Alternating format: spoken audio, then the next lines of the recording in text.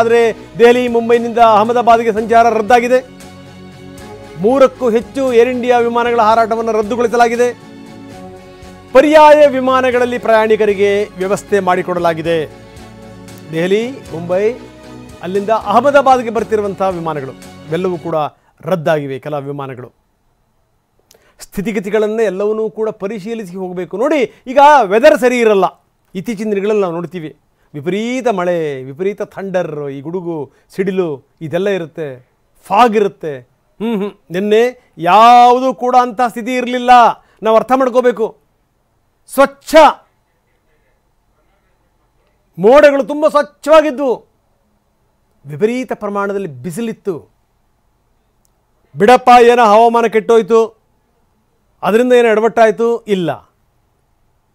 ಇನ್ನು ಕೇವಲ ಒಂದು 600-650 ಅಡಿ ಮೇಲಕ್ಕೆ ಹೋಗಿತ್ತೇನಪ್ಪ ವಿಮಾನ.